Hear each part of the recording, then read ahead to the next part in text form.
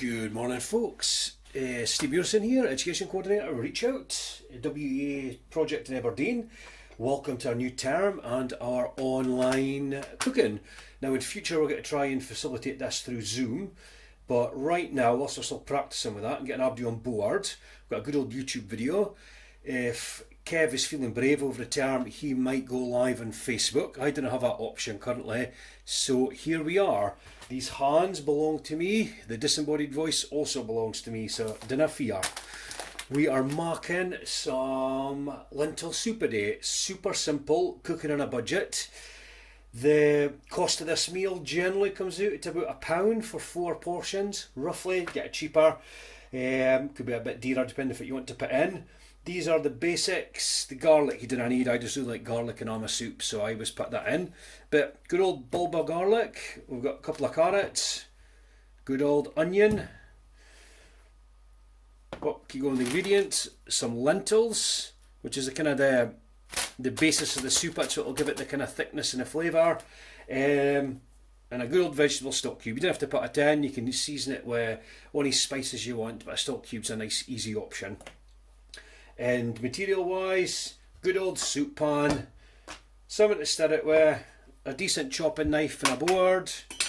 We've got a measuring jug, although you don't need it, it's just to make it a bit easier for him to explain this video to you. And some pepper. I don't add salt because the salt cubes are really salty, but again, it's personal taste. You can season as you go, or you can season at the end how you like it. Now, that's a run through the ingredients.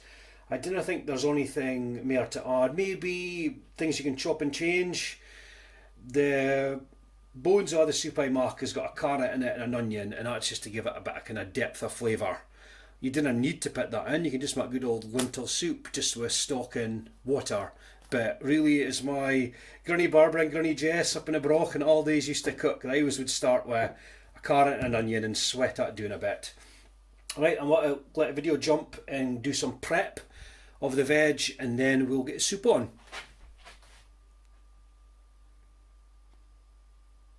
Right, that's our work surface cleared a little bit, and we're just going to jump in now. Carrots and a good old peeler. Just gently run it down the side like this, easy as you like. And just mind when you're working at home in your own kitchen, make sure you've got plenty of space. Make sure you're careful with anything sharp that you're using. It ends off the carrots.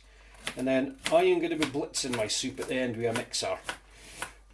But if you like it rustic or chunky, you can just leave it like that. So I'm not going to get worried too much about how fine I chop a veg, because like I said, it'll all get blasted down to a fine consistency. There we go, carrots. Easy as you like.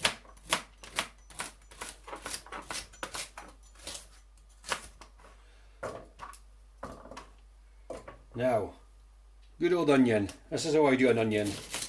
Tuck it ends off. Now they do say that'll make your eyes water more, but I do it quite quick. So, chop it in half down the way, like that. Makes it really easy to get the skin off. There we go, it's one. That's two. And then this is how I do it. You can do it any way you want. Chop it like that. And then chop it like that. There you go.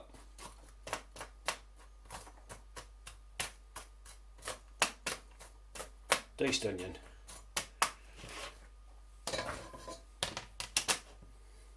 So like that. I'll keep a hold of it. And like that. There we go. Last bit was a bit tricky. Watch it, knife doesn't slip at the end. And the slidey ingans. There we go, look, we're nearly there. So, cooking on a budget. What we tend to try and do is think about what you'd have in the back of your cupboard, or what you could easily access in a supermarket, or access depending on your budget, and try and make everything as affordable as possible and tasty as possible, because cooking should be fun and you should have something nice at the end. It doesn't have to be like a £1 micro meal full of salt and saturated fats. You can cook healthy and really tastily, and it's a really good activity for yourself as well. It's a really nice kind of thing to do, even if you're cooking alone, to prep yourself a nice meal and a couple of leftover days worth of food as well. Garlic. So this is how I do garlic. Take your clove, flat end of your knife like that, just push down with your hand. Skin should just fall off. Because I'm blitzing it, I'm just putting it right into my pan like that. Now another way to do garlic is if you get a jar, like a glass jar with a lid, just put all your garlic cloves in, shake a jar really vigorously, and it should knock all the skins off. But I find it a bit of a scutter to clean, it gets kind of messy inside. So this is how I do garlic. Like that, push down. There we go. Easy. Now I'm going to wash my hand before I touch my camera, because only it cooks with garlic will know how potent the smell is, how potent the garlic oil is when it goes in your hands. Right, so it's our prep done. Everything's in the pan like that. We'll just put it on to sweat a little bit, and I will rinse the lentils, and then we're off on to part 2. Part 3 even. Now, that's the soup just about ready to go on. It's on the hob. We're going to put some heat to it. So, did I put it up full whack right away? Put it to about 3/4 heat. This is 500 ml of vegetable stock, a pint of stock. So just boiling water in your stock cube, mix it in, put that in. Now, depending on how you like your soup, if you like it much thicker, you can put more veg in, or you could add in less water. But as a general rule of thumb, 500 ml is a good starter for soup, and then we can add more as we go. You don't want to make your soup too watery, because it just loses all the flavour. I did mention last time sweating the veg, which is when you just put it in with a little bit of oil and a little bit of butter, and put a lid on the pan, put it on a really low heat, and the vegetables just sweat and release a lot of flavour. But I'm just going to cook a soup really long and slow and get the same effect. There's a little bit of pepper, and our soup is on.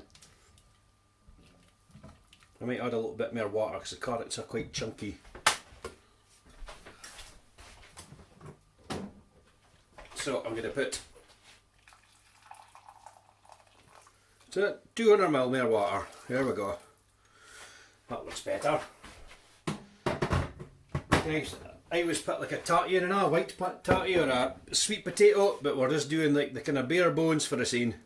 And I'll get the lid out the cupboard, put that on. And all you do is let it come up to a gentle boil, and then turn it down and let it simmer. I'll show you that once it's up and going. Now, I'm not going to film the soup coming to heat, but what I will do is put the video back on when it starts to bubble, and I'll show you if it would do to get it cooking. And beyond that, that's the soup good to go. I will list the recipe down below in the description for the video. And any questions are at, let us know, and good luck with your soup. Hold the press, everybody. I forgot the key ingredient, the lentils. This is what happens when I'm doing everything in a robotic, mechanical fashion for a video. I forgot the lentils. Now, they're in. The trick with lentils is they become really heavy and they go at the bottom of the pan when you're cooking.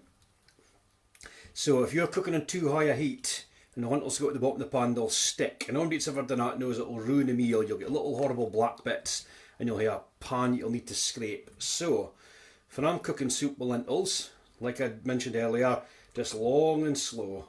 So we'll get it up to heat, turn it down, and give it a good stir every 20 minutes or so, and it just stops the pan from getting ruined and your soup getting ruined as well. Right, now we're on it. Right everybody, that is the soup bubbling, see like that? Just like a gentle rolling boil. So this is a point that we turn it down. Good stir, turn it down, and let it bubble away. 5.5. That's just like half power. So that's like a medium heat for your soup. Leave it on, every 20 minutes or so give it a stir. Now I'm going to cook that for about an hour and a half.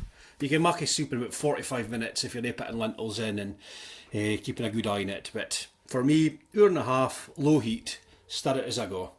And I will catch us at the end of this, for we'll blitz it down and then we'll maybe have a bowl. Magic. Hi folks, welcome back. We now have one pot of cooked soup. Look at that. Give it a stir. So fine and thick, that's the lentils, but nothing sticking in the bottom. So we did that right. And you might notice about halfway through I decided to chuck a tatty in, because I like a tatty in soup. Now, our soup is done. Let's take it off the heat. I'm not going to blitz it, because the thing sounds like a rocket engine. But if you like it rustic like this, serve it like this. And if you like it more soupy, just blitz it down. And that's us, soup. I don't think there's anything to add to this. It's a pretty straightforward one. You can add, like I've mentioned various points of the video, you can add in anything you fancy ingredient wise, but that's a basis for a fine, simple lentil soup. Please let us know what you've got in your cupboards, what you would like to maybe learn to cook. Keep it relatively simple. I do a really nice simple cheese sauce. I know a lot of folks struggle with that. We could certainly make macaroni or something, but let us know via Facebook page, in the comments here, message, give us a phone, all the usual kind of routes, and hopefully your soup came out fine and you're sitting down to it with some crusty bread and a fine mug of tea or whatever. Right you ho folks, welcome back to the autumn term. Welcome aboard our cooking course, and see you in a few weeks' time. Cheers now.